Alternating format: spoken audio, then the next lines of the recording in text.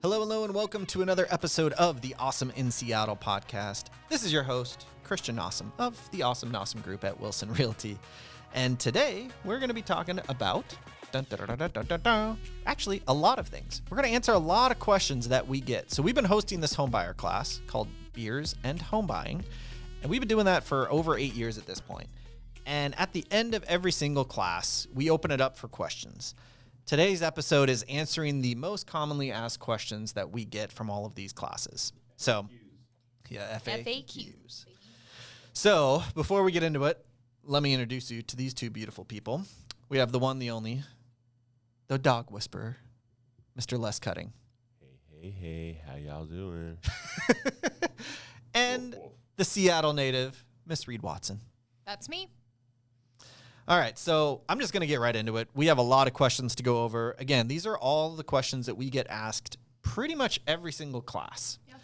And the first one is, from the day you get your offer accepted until the day of closing, meaning the day you get your keys, how long is that usually? Yeah, that's maybe the number one question that we get asked. So here in Washington State, it's approximately 31 days, so about a month from when you get your offer accepted to when it closes.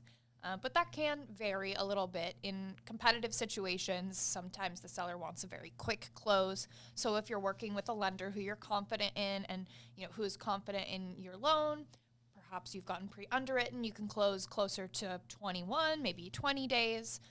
If you have a lot of cash or are paying cash, you can have a super fast close if you'd like to. And sometimes in a competitive or non-competitive situation, the seller will want a little bit of extra time in the home to be able to move out. So you may extend the closing a little bit past 30 days or provide them with a rent back and move into the home a few days or a few weeks after you've closed. So those are sort of your options, but generally it's going to be about a month. Yep. Reed, when is a good time to buy? That's a great question. To ask in what we call a strategy session, which is just a free 30-minute consultation with us over Zoom. And it's because it really depends on your personal situation. Mm-hmm. So we actually address this question in the class because we get it so often. And there is a cycle to the market. There are going to be far more homes on the market in the summer because the real estate market kind of follows the job market, which follows the school year. And it's also nicer in the summer, so easier to look at houses. Fewer homes are going to be for sale in the winter, but there are also going to be far fewer buyers because people don't really want to move around the holidays and it's kind of yucky outside and people don't want to be looking at backyards and things like that. So it's not that there's a better or worse time to buy, it's just a different amount of inventory and a different number of buyers. It really depends on sort of your job schedule, perhaps if you're getting a raise or your personal life and your family schedule. All right, Les, how much do you need for a down payment? Or otherwise asked, how much should I put down on a house? That's a great question. So it really depends on what you're working with ultimately, but what we see, what's most common here is around the 5% down payment. You can go as low as 3% with certain loan programs, but 5%, I think around 68% of the population in Seattle has a 5% or less. Down payment. So I would say around 5%. Perfect. Yeah. Where do you, as the Awesome Nossum Group, work? Great question. So our agents, we kind of live all over the place. A couple of us in Seattle. I'm in Snohomish County myself. I think Mel is over on the east side. Mm-hmm. So I would say for me personally, I don't mind Pierce County, depending on where in Pierce County, King County, and Snohomish County. I'll cover those 3 counties. Now, I have gone out farther in the past, but it just really depends on every situation. Yeah, kind of depends on how busy we are and how much time we have to give to you, because we never want to overextend ourselves where we're not able to give you the service that you need. And if we can't do a good job outside of the areas that we normally cover, we are well connected as far as agents go, so we can help you find a fantastic agent in an area that you're looking at. So I have a few FAQs for you, Christian. Ooh, bring it on. Here's a big one. Can I rent out my condo, and how and if does house hacking work for condos? Ooh. We will have an episode all about house hacking is going to be our next release, so episode 88. Ooh, okay. So look for it, not this week, but next 2 weeks from now, actually. 2 weeks from now. All right, so can I rent out my condo, and how does it work with Airbnb if you want to go that way? So it's kind of two different questions. Yeah. Can you rent out your condo? Maybe is the answer. And the reason why it's a maybe is because every homeowners association has different rules. Some will allow you to rent out as many units in the condo complex as you want. So if they have a 0% non-owner occupied limit, or otherwise said 80% has to be occupied by owners, or whatever their limit is, if there's 100 units and they say 80% has to be occupied by owners, then that means that only 20% can be rented. So only 20 units can be rented. Now, if you have a smaller complex and it's that same percentage, 80%, and you got a 10-unit complex, only 8 can be rented. So only 2 can be rented because 8 have to be owner-occupied. So if you're about to rent out your unit and there's currently space, and then all of a sudden unit 3 or B or whatever decides that they get their paperwork in and they rented before you, you're kind of SOL. It really sucks for you because you're no longer able to rent out your unit because the limit is only 2 in that complex. Here's a follow-up. How would I go about investigating that if I am looking to purchase a condo? In the resale certificate, it'll tell you how many units are actually owner occupied versus rented out. So that's how you'll be able to find out what that ratio is and if you're able to rent it out. Yeah, as an agent, definitely we have access to that. So before you, while you're under contract, we'll retrieve those documents for you to review. And then we also submit those to your lender to review to make sure everything is good, because the lender's not going to loan on something that can't be rented out, or if the owner-renter occupancy ratio is off. Yeah, perfect. So in terms of house hacking, and then I guess the third question you asked was Airbnb. House hacking, if you're going to rent out a room, maybe you have a 2 or 3 bedroom condo, generally that's totally fine. I haven't run into any situations where you're not allowed to rent out the room. But again, that rule is going to be in the resale certificate, in the rules and regulations of the homeowners association. So you will be able to find that out before you actually have to purchase the place. In terms of Airbnb, this one is very, very tricky. There are not very many condos that allow Airbnb. There are a few here and there, but for the most part, in general, they don't. I would say 95%, if not more, of units are not allowed to be Airbnb. Absolutely. Here's another one for you. Can I use gift funds for perhaps my down payment to purchase a property? And who can I receive those gift funds from? Great question, Reed. It's like you know what questions people ask us. So yes, you can definitely receive gift funds, and often our buyers do get gift funds. I don't know what the percentage is. Maybe 6 out of 10 times people are getting gift funds, maybe more. Since working together, I've probably helped at least 7. Yeah. It's a lot. It's a lot of people get gift funds, whether it's a ton of money or whether it's just a little bit. You got to ask your lender and see what those limits are. If it is a lot of money, they might say that person needs to be on the title with you. It really just depends on what the lender says. In terms of who can give it, it used to be immediate family. Now it has just recently expanded to close friends. I don't know how they define that, but apparently close friends can now give you gift funds as well. So that opens up a lot of potential people to help you with your down payment. All right. Reedy Bird. I'm ready. Okay. Do I really need to get an inspection when I'm buying a new construction house or a townhouse or whatever? Yes. No, really. Even whether new construction, townhouse, new condo building, new dadu, just always get an inspection. Yes. Always see an inspection. But always. Including for new construction, even though it is brand new, yes, you want to get an inspection. Yeah, there's been times where I've heard horror stories from inspectors inspecting new construction properties where it was already signed off by the city, And the city inspector said, yeah, it looks great. And they go in the crawl space and they see some glaring defects, or they go in the attic and they see some glaring defects, or the plumbing isn't totally plumbed correctly and there's no hot water to one faucet because they just forgot to connect the hot water lines and they didn't catch it when they did the final inspect. Like, there's all sorts of potential crazy things that could pop up when it is new construction. So in addition to getting an inspection for new construction, get it for every house that you buy. Always get an inspection no matter what, or at least look at an inspection report. Reed, how early should I start looking to buy? I am potentially, I just signed a lease a few months ago and I have, maybe 8 or 9 months left. Should I start looking now? Should I wait? When should I look? Well, that's a good question. If you have a lease that's ending pretty far out and you don't want to break your lease, which sometimes it really does make sense to break a lease. Yes. So we always encourage people to look into how much that actually costs. And in the grand scheme of purchasing a home, it's usually not a prohibitive amount of money. However, if you're really trying to time that right, I would suggest getting pre-approved at least minimum 3 months before your lease is going to be up, and giving yourself at least 2 to 3 months to look. This also, though, really does depend on the state of the market and where you're looking, as well as, just a little bit kind of how picky you are and what type of property you're looking for. How commonly does that type of property come on the market? Is it common to find in your areas of interest?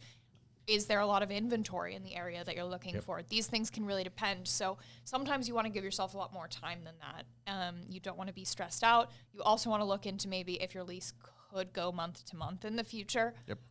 So it is a slightly personal question. It does depend on your situation as well as just the time that you ask it, because the market can be wildly different. But you definitely want to give yourself a buffer of, I usually say at least 2 months, like at the very minimum. I don't know if that's kind of what you guys feel as well. No, yeah, I'd say at least 2 months. And the reason why, too, is, remember, like we answered earlier, it can take about 30 days from the time you get your offer accepted until the time that you actually are the owner and can move in. So if that's a month, you might need at least a month to find a house. Generally, houses come on in the middle of the week. So every week there's a new inventory flush of homes coming on the market midweek.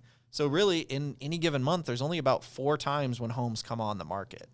So you don't want to only give yourself kind of 4 cycles of homes hitting the market to choose from, because that's not really a lot. Tight. Yeah. And again, this is a really, really, really personal question for you, one that we will help you answer, or at least give you the information so that you can make that informed decision during these strategy sessions that we have. We do these totally free. There's no cost at all. There's no pressure. You don't even have to necessarily use us if you don't like us. Like, it's really just a free way to talk with an expert and get your questions answered. All right, Les. Yes, sir. Les, what is the first step to buying? If I'm thinking I want to buy a house soon, what do I need to do first? All right. So we have refined this process over the past 8 years, and you probably always hear us talking about it. Schedule a strategy session with us. I think that's probably your best bet. Get all the questions that you have, let us answer them, and then get connected with a lender and see what you can really afford. Then have us do a sold search. I know I threw out a lot of terms out there. Yep. But if you come to our class, or if you want to see a copy of our class, it'll make much more sense. But we really think a strategy session could benefit you so much. Strategy session is basically you having a one-on-one with us, and we're just explaining to you the current market positions and how to set yourself up for success down the line when you do purchase a house. You're not committed to buying a house. You're not signing anything weird. It's just us giving you a bunch of good information that you can use in your home buying journey. So I would suggest a strategy session first. Yeah. So first, come to the class. After you do that, have a strategy session. And then with the knowledge that you gain from that strategy session, you will understand, if it makes sense for you to buy at all. Sometimes people come to our classes and they have a strategy session, and we help them build a 3-year roadmap on how they can successfully buy a house in 3 years. Not right now. And our class is a lot of good meat and potatoes. Like, it's a great baseline of any new home buyer of where you should start. A lot of agents are different, and I've worked for a lot of different companies, so I've seen all the tricks and techniques out there. And in my opinion, I'm not just saying it because I'm on this team, but our strategy is so laid back, our approach is so laid back, and you will leave with a ton of value, whether you use it or not. But you'll definitely have a good baseline of where to start. All right, what about the question that we get all the time? Can't I just use my bank to get my mortgage? You can use whoever you want to get a mortgage. However, since our market is so competitive, a lot of the listing agents are very savvy, and they want to see somebody potentially local that knows what's going on in our market and how we move and how quickly we move. A big bank may not necessarily know. They hear about our market, but they may not necessarily know the ins and outs that a local banker may know. So I would suggest, going with a local lender. We have tons of references that we can recommend to you guys, but you can use your big bank, sure. But every time I've had a transaction where the person's used the big bank, it's hard to get a hold of that person after 5 p.m. And sometimes these negotiations take place. If you submit an offer, the negotiation takes place maybe 6, 7 p.m., 8 p.m., and I can't get a hold of that banker to vouch for you. Yep. And oftentimes they'll go with a different property if it's a multiple offer situation. So you definitely want to have someone local who will pick up your call.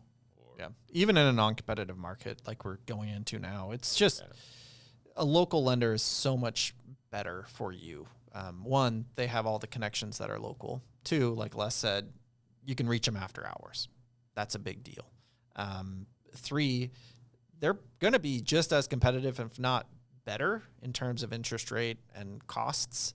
And you just get a much more personalized approach to the entire thing. You're going to feel a lot more confident. Maybe in my 18 years, I've had 1 or 2 positive experiences with big banks. That's about it. All the others have been like, God, this sucks. Like, you shouldn't have done that. That was a bad choice. And they generally regret doing it. So follow the advice and learn from our experience. It's better to work with a local lender. All right. So, Christian. Yes. We get this one it's a very popular question.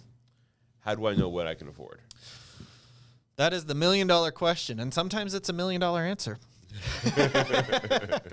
But this is what you learn from that strategy session. So I know we've harped on it a lot, and it is an important step. That's why we keep bringing it up, because at these strategy sessions, you will walk away understanding what you can actually afford. We generally bring on a lender on this call with you, which is unheard of in real estate. Generally, the real estate agent and the lender are 2 completely separate entities, which we are as well. But unfortunately, most of the time, the lender and the agent never know each other. They never talk to each other. There's no experience between them. We have lenders that we've worked with for years, who we have tons of experience with, who join us on these calls that are one-on-one with you. And you will walk away knowing, okay, based on my down payment, what my credit is, how much I want to spend every single month, they'll work backwards and go, okay, well, here's how much you can get approved for. Don't go over that amount, because based on what you want to spend every month, this is the max you should go up to. So it's a personalized question, obviously. And that's why these strategy sessions, again, are so important. So next question, really popular question. Are there any loan assistance or down payment assistance programs available for first-time home buyers? Yes, but, and it's a big but, a lot of times they're income capped, and in order to survive and live in King County, that's what I'm going to focus on first, and even Snohomish and Pierce, a lot of times your income is going to exceed that. So that said, we can definitely put you in touch with lenders that have these options available. So just reach out. We can put you in touch with them. Obviously, there's no cost for any of these things. And then they can answer that question specifically to you. There are some out there. Generally, though, a lot of people don't qualify. So we'll just have to see. But with prices going down, like they actually might come back into favor a little bit if prices do continue to go down slightly. For a while there, it didn't really make sense because even if you could get a mortgage based on these first-time homebuyer assistance programs, you couldn't compete because the market was so competitive, and a seller didn't want to accept an offer when you had one of those low down payment assistance programs. So, but with the market changing, It takes a lot of selling on the real estate agent's part. Yes. To convince the seller that this is a sure shot. Yep. I've dealt with a couple in the past, and they weren't easy. It's just they have negative connotations around them. Yes. You know what I mean? Yeah. So, which are not necessarily true. yeah, exactly. But I mean, they're as good as cash. But yeah, sellers in their mind just have a bad taste when you present them those kinds of offers. So. Yep.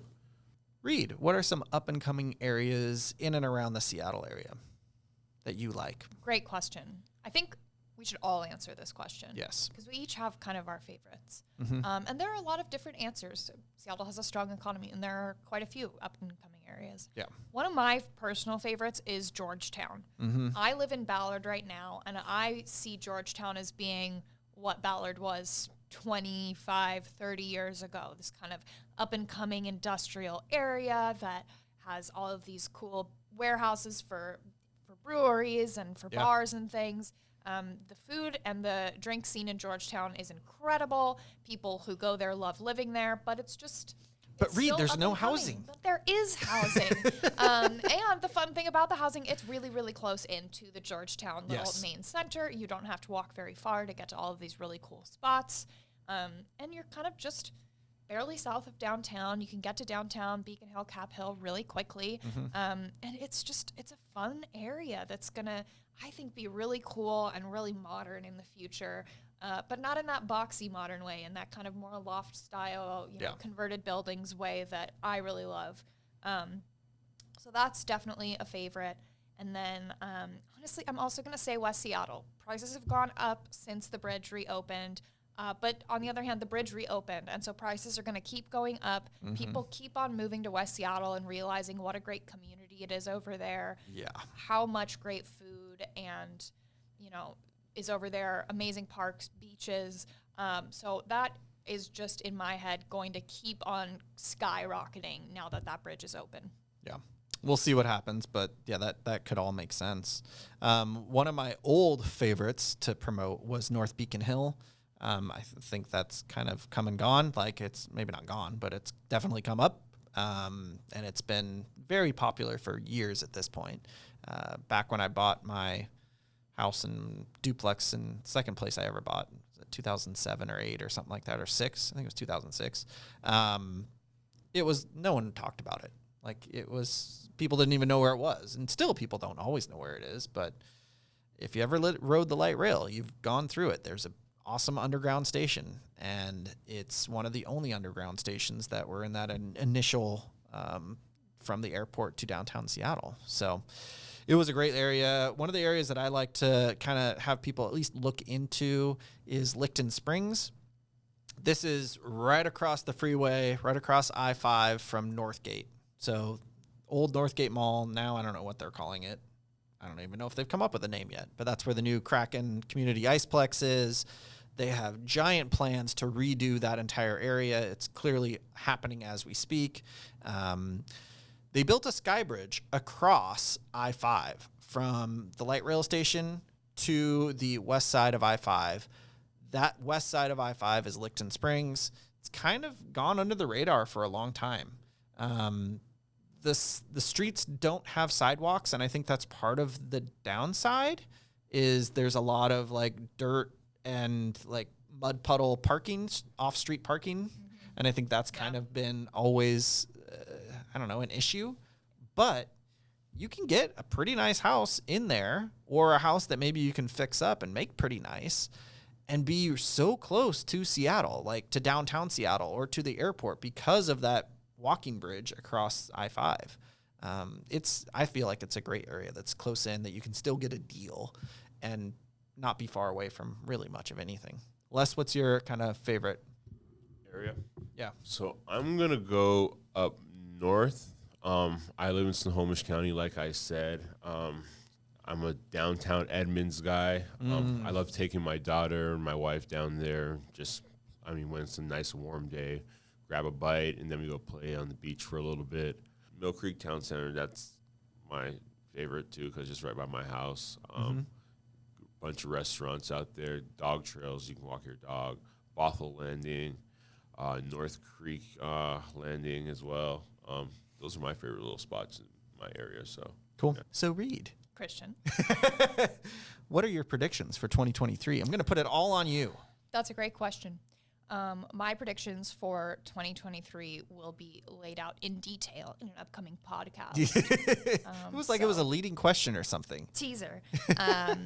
Very soon, in just a few weeks, we're going to be coming out with both a year in review podcast as well as a 2023 predictions podcast. So those are going to be episodes 89, 90 probably, and we'll get really in detail about what our predictions are. We'll go into some numbers for you, and the whole team will get together and just go over that. So if you're interested, definitely subscribe to the podcast wherever you're listening and just stay tuned for that. We go really in depth on those. They're a little bit longer. They're a great source of information. Yes, a great resource for you to learn and continue learning about the local real estate market in the Seattle area. Highly recommend it. All right, so I hope that this was super helpful. These were the most frequently asked questions that we get. Obviously, we get a lot of other questions. If you have a question that we did not answer and you would like to know the answer, just reach out to us. Also, we have talked about strategy sessions a lot. So, Reed, how can someone sign up for a strategy session? Well, you can go to awesomenossum.com/schedule, or you can go to beersandhomebuying.com/SS. And either one of those is going to get you to us, and you can pick a time for a strategy session.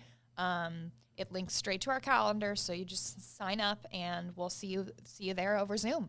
I just want to stress, when you do a strategy session with us, you're not committing to buying a house. It's simply just a session for us to get to know each other and us give you information, and you take the information and do with it whatever you like, but it's always great information. So, Yep.